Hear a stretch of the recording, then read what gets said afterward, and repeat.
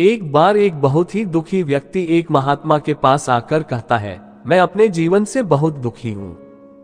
मैं अपनी बीवी, बच्चों और अपने परिवार को भी खुश नहीं रख सकता। मैं अपने लिए भी कुछ नहीं कर पा रहा। कभी कभी तो मुझे अपनी जिंदगी को खत्म कर देने के भी ख्याल आते हैं। आप इतनी साधनाएं करते हैं, इतनी तपस्या करते हैं, क्या आप मुझे कोई ऐसा मार्ग बता सकते हैं जिससे मैं अपने बुरे वक्त से बाहर आ सकूं? मेरा बहुत बुरा समय चल रहा है। 2 वक्त की रोटी का इंतजाम करना भी मेरे लिए बहुत मुश्किल हो गया है। अब आप ही बताइए कि ऐसे वक्त में मैं जिंदा रहूं तो कैसे रहूं? कैसे अपने परिवार को खुश रहूं? कृपया करके कोई साधारण सा तरीका बताने की अनुकंपा करें ताकि मैं आसानी से समझ सकूं, क्योंकि मैं बहुत पढ़ा लिखा नहीं हूं। अगर आप बड़ी बड़ी ज्ञान की बातें करेंगे तो शायद मैं कभी समझ भी नहीं पाऊंगा। ये सुनकर महात्मा ने मुस्कुराते हुए कहा कि तुम एक काम कर सकते हो। मेरा उसने सामने की तरफ इशारा करते हुए कहा कि उस ऊंची पहाड़ी पर एक मंदिर है और उस मंदिर के पास चींटियों का एक घर है जहां पर हजारों चींटियां रहती है। तुम्हें सुनने में बड़ा अजीब लगेगा, लेकिन वो चींटियां उस मंदिर की जमीन को खराब कर देती है। उस मिट्टी की उपजाऊ शक्ति वो खत्म कर देती है, जिसके कारण वहां पर कोई भी पेड़ या कोई भी घास पनप नहीं पाती है। तुम मेरा एक काम करो, उसके बाद मैं तुम्हें तुम्हारे सवालों के जवाब दूंगा। तुम 7 दिन तक रोज उस पहाड़ी पर जाओ और उस चींटिया के घर को तहस नहस कर दो, उसको तोड़ दो। जब भी तुम्हें कोई चींटियों का घर दिखे मंदिर के आसपास तो उसे वहीं पे तहस नहस कर देना। लेकिन याद रहे, घर को तोड़ने में कोई भी चींटी मरने नहीं चाहिए। इस बात को समझने का प्रयास करते हुए वो युवक वहां से चला गया। शायद उसको कुछ समझ में नहीं आया था कि महात्मा जी ऐसा क्यों करवा रहे हैं। वो तो उन चींटियों पर अन्याय कर रहे हैं, उनका घर तुड़वा रहे हैं, उन्हें नुकसान पहुंचा रहे हैं। आखिर कौन महात्मा ऐसा करेगा? लेकिन फिर भी उस महात्मा की बात मानते हुए वो अगले दिन से ही पहाड़ी पर जाना शुरू कर देता है। जब वो पहले दिन पहाड़ी पर पहुंचता है तो देखता है कि बहुत सारी चींटियां अपना खाना जुटाने में लगी हुई है। सारी चींटियां कतार से चल रही थी और अनाज के छोटे छोटे कण उठाकर अपने घर में जमा करती जा रही थी।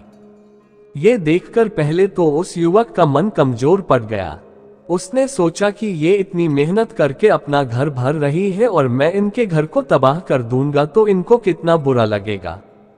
लेकिन फिर उसने उस महात्मा की बात याद करते हुए उस घर को तोड़ना शुरू कर दिया। जल्द ही चींटियों में हाहाकार मच गया। वो इधर उधर दौड़ने लगी। अभी तक जो कतार में चल रही थी अब वो बिखर गई और इधर उधर अपनी जान बचाने के लिए भागने लगी। थोड़ी देर में घर टूट न गया और सारी चींटियां इधर उधर छुपने के लिए भाग चुकी थी। ये करने के बाद वो युवक दुखी मन से वापस अपने घर पर लौट आया। उसका मन परेशान था, दुखी था, पश्चाताप से भरा हुआ था। फिर उसने अपने बिस्तर में रात में लेटे लेटे ही सोचा कि अब तो उन चींटियों का घर तबाह हो चुका है। अब वह वापस जाने से क्या प्रयोजन है? अब क्या फायदा होगा? क्योंकि चींटियों का घर तहस नहस करने के लिए महात्मा जी ने कहा था, जो मैं कर चुका हूँ। लेकिन फिर कुछ सोचकर अगले दिन उसने फिर से जाने का निश्चय किया और अगले दिन सुबह सुबह उठकर वो वापस उसी पहाड़ी पर पहुंच जाता है।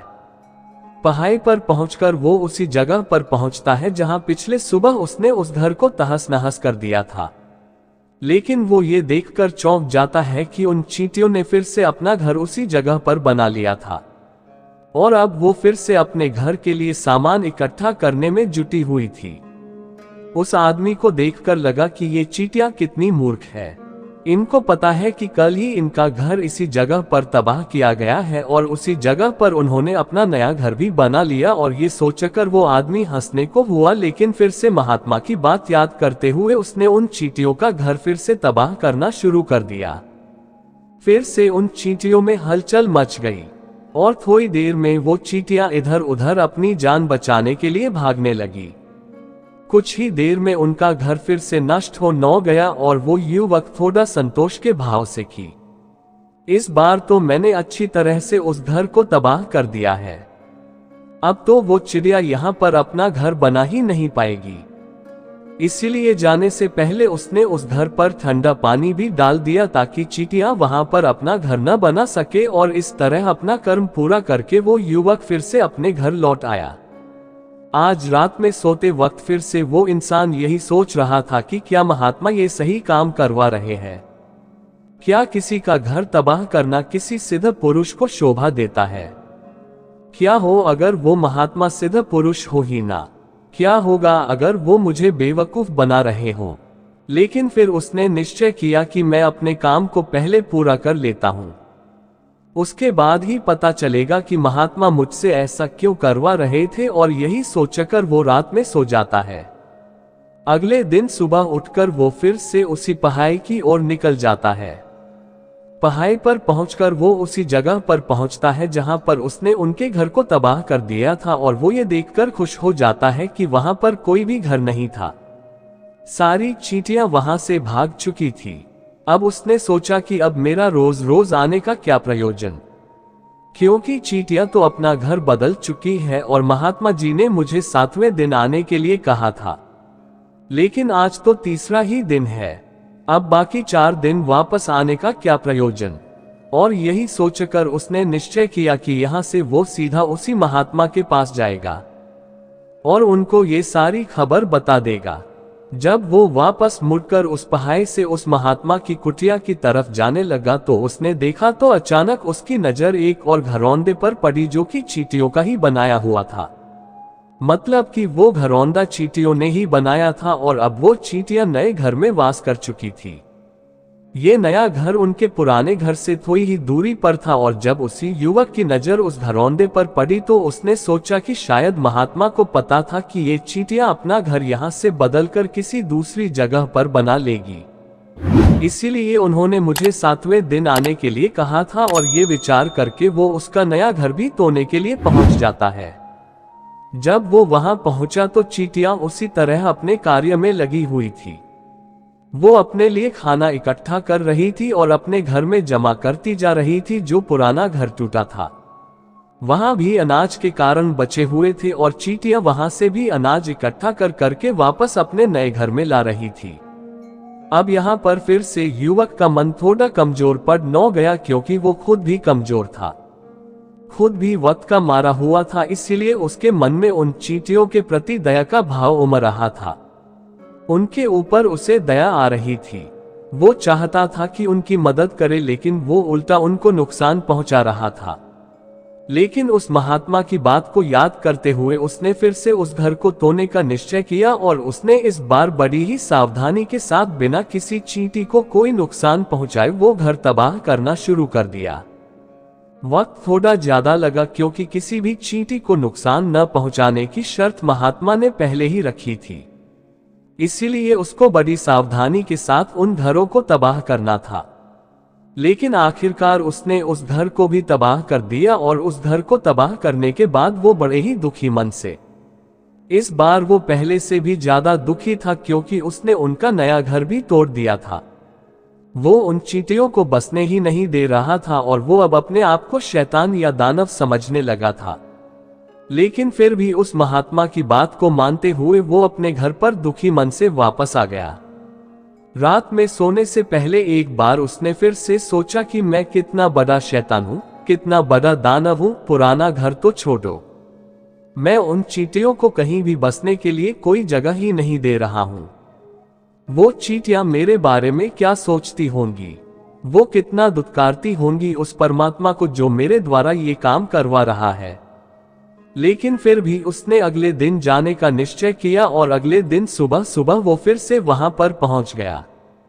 वो ये देखकर फिर से आश्चर्यचकित रह जाता है कि इस बार चींटियों ने एक और नई जगह पर अपना घर बना लिया था, तो पहले से भी ज्यादा ऊर्जा के साथ काम कर रही थी, और उन्होंने एक रात में पहले से भी बड़ा घर बना लिया था, और अब वो फिर से अपना अनाज और खाना इकट्ठा करने में जुटी हुई थी।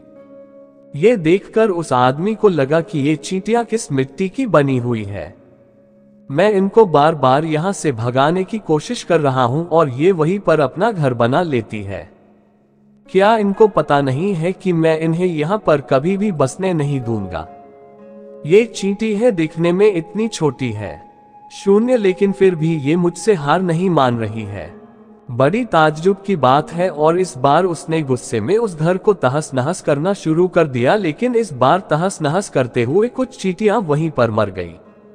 उसके पैरों तले कुचल दी गई।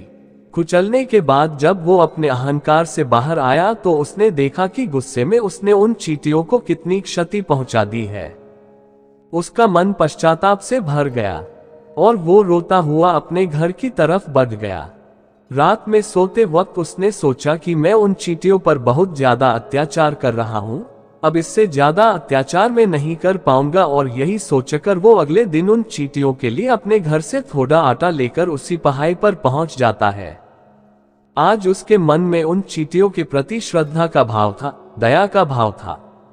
आज वो उनकी मदद करना चाहता था, और जब वो वहां पर पहुंचा तो चींटियां फिर से अपने नए घर को बनाने में जुटी हुई थी। उसने बड़ी ही करुणा के साथ उन चींटियों को अपना लाया हुआ आटा खिलाया, और अगले 3 दिनों तक वो ऐसा ही करता रहा। वो रोज सुबह जाता और उन चींटियों को अपने हाथों से आटा खिलाता। 7 दिन के बाद वो युवक उस महात्मा के पास पहुंचकर हाथ जोड़कर बोलता है कि हे महात्मा जी, मुझे माफ कर देना। मैंने उन चींटियों का घर तबाह करने के लिए बहुत कोशिश की। मैंने उनका घर तबाह किया भी, 1 बार नहीं 4 बार मैंने उनका घर तोड़ा। उसके बाद मैं हिम्मत नहीं कर पाया, उनके घर को नहीं तोड़ पाया। मैं समझ सकता हूं कि मैंने आपका काम पूरा नहीं किया, और इसके बदले आप मुझे वो तरीके भी नहीं बताएंगे जो कि मुझे मेरे बुरे समय से बाहर निकाल सकते हैं, लेकिन मुझे इसका कोई खेद नहीं है। मुझे लगता है कि मैंने जो किया वो सही किया, इसीलिए मैं आपसे आज्ञा लेकर वापस जा रहा हूँ। कृपया मुझे वापस अपने घर जाने की आज्ञा दीजिए। ये सुनकर महात्मा ने मुस्कुराते हुए कहा कि अरे बेटा, कहाँ चल दिए, रुको तो सही, जलपान तो कर लो, थोड़ी देर ठहर जाओ, उसके बाद चले जाना। और ये कहकर वो महात्मा उस युवक के लिए पानी लेकर आते हैं। पानी पिलाने के बाद महात्मा उस युवक से पूछते हैं कि तुम मुझे ये बताओ कि आखिर तुम उन चींटियों का घर तबाह क्यों नहीं कर सके। वो चींटियां तो छोटी छोटी है और तुम इतने विशालकाय हो, फिर भी तुम उन छोटी छोटी चींटियों का घर तबाह नहीं कर पाए।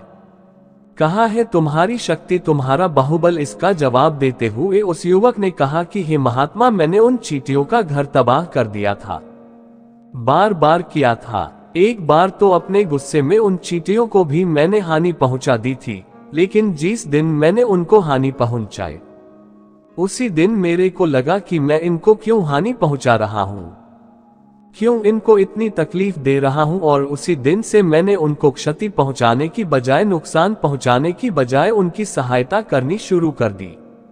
ये सुनकर उस महात्मा ने कहा कि यही तो सीखने की बात है। एक छोटी सी चींटी हमें जीवन का संदेश दे जाती है। मैंने तुम्हें उन चींटियों का घर तबाह करने के लिए नहीं भेजा था, मैंने तुम्हें भेजा था ताकि तुम उन चींटियों से कुछ सीख ले सको। तुम्हें क्या सीख मिली उन चींटियों से, क्या मुझे बता सकते हो? ये सुनकर उस युवक ने पूरी कहानी बयां कर दी।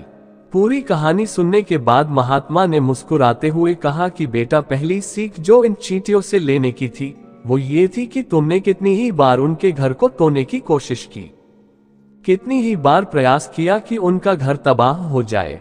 क्यों, लेकिन वो हर बार अपना नया घर बना लेती थी। उन्होंने कभी भी हार नहीं मानी। अगर वो हार मान लेती तो वो चींटियां तुम्हें वहां पर नहीं मिलती। जीवन कार्यशीलता का नाम है।